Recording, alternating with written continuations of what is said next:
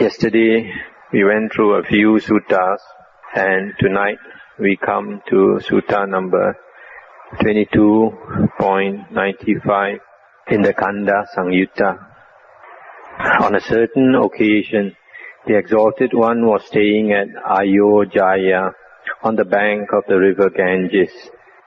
Then the Exalted One thus addressed the monks, just as if monks, this river Ganges should carry down a huge lump of foam, and a keen-sighted man should see it, observe it, and look close into its nature.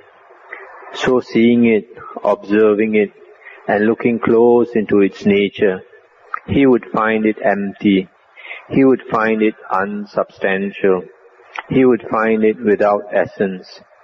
What essence, monks, could there be in a lump of foam?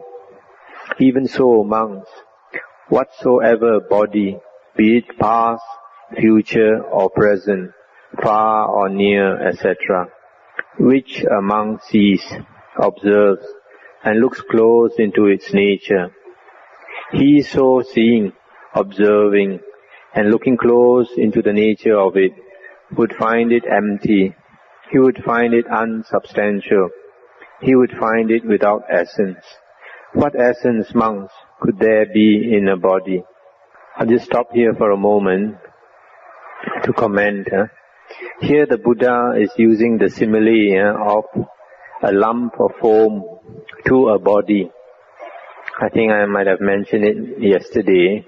A huge lump of foam floating down the river. It's just like when you wash your clothes using fab and you stir the fab water. What happens? A lot of foam is formed. And so the huge lump of foam in the river is just like this. And it consists of bubbles, and bubbles form and bubbles burst. And the Buddha says that the body is just like this. It is made up of cells, millions and millions of cells. And cells form and cells die. And new cells form and new cells die.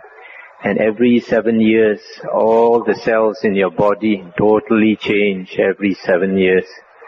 So, the body is very similar to a lump of foam, a huge lump of foam.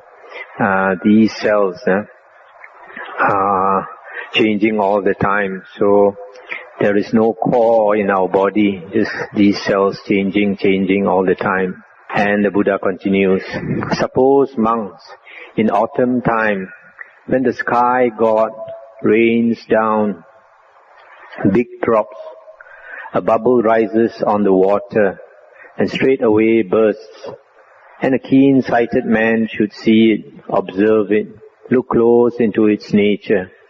So seeing it, observing it, and looking close into its nature, he would find it empty, he would find it unsubstantial, he would find it without essence.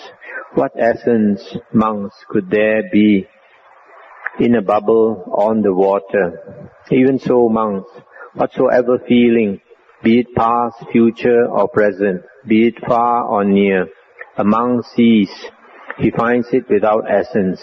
What essence, monks, could there be in feeling? So I stop here for a moment. Here the Buddha is using the simile of rain falling on water, for example, falling on a pond or a lake. And when the raindrops fall on the pond or on the lake, bubbles are formed. Each drop that falls on the surface of the pond creates a bubble. And the bubble forms only for a short while, and then it bursts. So in the same way, the Buddha says, our feelings form, arise, and they pass away.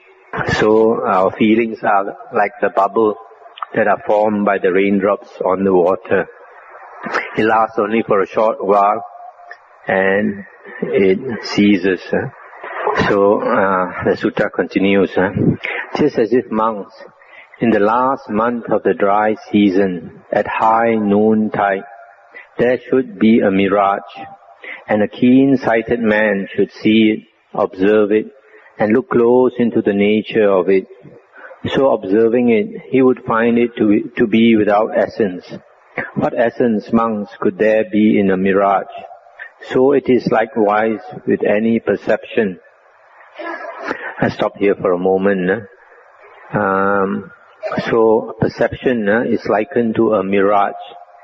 It has no substance.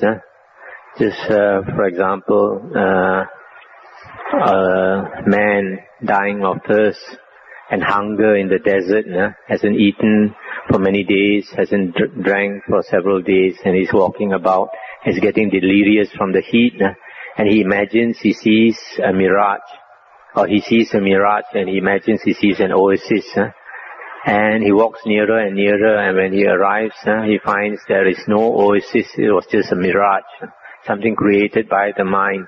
So in the same way, when we have a perception, it is similar to that. For example, a perception that someone is a very nice person, or a perception that someone is a repulsive person.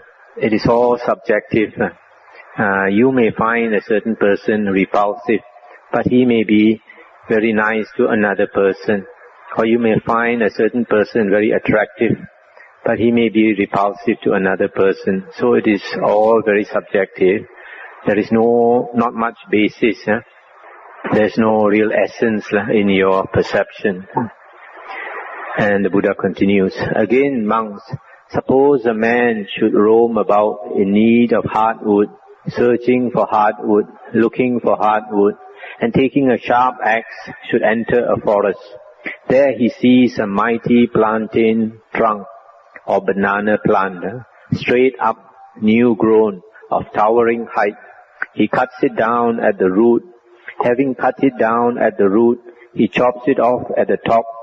Having done so, he peels off the outer skin. When he peels off the outer skin, he finds no pith inside, much less does he find hard wood. Then suppose a keen-sighted man sees it, observes it, looks into the nature of it. So seeing and observing it, he would find it to be without essence. What essence, monks, could there be in a plantain trunk? Even so, monks, whatsoever volition there be, past, future, or present, far or near, a monk sees, he finds them without essence. What essence, monks, could there be in volition? I'll just stop here for a while. So here, volition or willpower is compared to a banana tree. When you cut a banana tree and you peel the layers, you find inside no pith, nothing substantial, nothing hard. So in the same way, the Buddha says when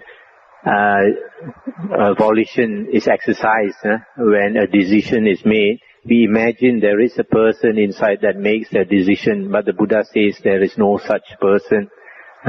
Again, monks, suppose a conjurer or a conjurer's apprentice should spread a magic show on the high road, and a keen-sighted man should see it, observe it, look close into the nature of it. So seeing, he would find it empty, he would find it unsubstantial, he would find it without essence. What essence, monks, could there be in a magic show? Even so, monks, whatsoever consciousness, be it past, future, or present, far or near, a monk sees, observes, look close into the nature of it. So seeing, he would find it empty, he would find it unsubstantial, he would find it without essence. What essence, monks, could there be in consciousness? So here the Buddha is saying that consciousness is like a magic show. We see ourselves now as a human being. Another lifetime we see ourselves perhaps as a deva or a devi. And then another lifetime we may see ourselves as a ghost. Another lifetime we may see ourselves as an animal. So it is just consciousness conjuring up this show, this kind of dream. When we are in a dream, it's very hard to know that we are in a dream. We are caught up in the dream. For example, I'm sure all of you sometimes you awake we wake up and we remember a nightmare we just had, and you remember when you were dreaming during that nightmare, you were frightened and you didn't know it was a dream. Only after you woke up, then you realized that it was a dream and there was nothing really to be excited about. So similarly, when we are living in this world, to us it's so real. And according to the Buddha's teaching, one day when we wake up and become enlightened, then we realize it was just a dream, just like a magic show. And the Buddha continues, so seeing monks, the well-taught Aryan disciple feels wearied at body, at feeling, at perception, at volition, at consciousness. Feeling wearied, he becomes dispassionate. Being dispassionate, he is set free. By that release, the knowledge comes to him. For life in these conditions, there is no hereafter. So that's the end of the sutta. So this last part, the Buddha says, if you understand the real nature of the 5 aggregates, then you become wearied or disenchanted.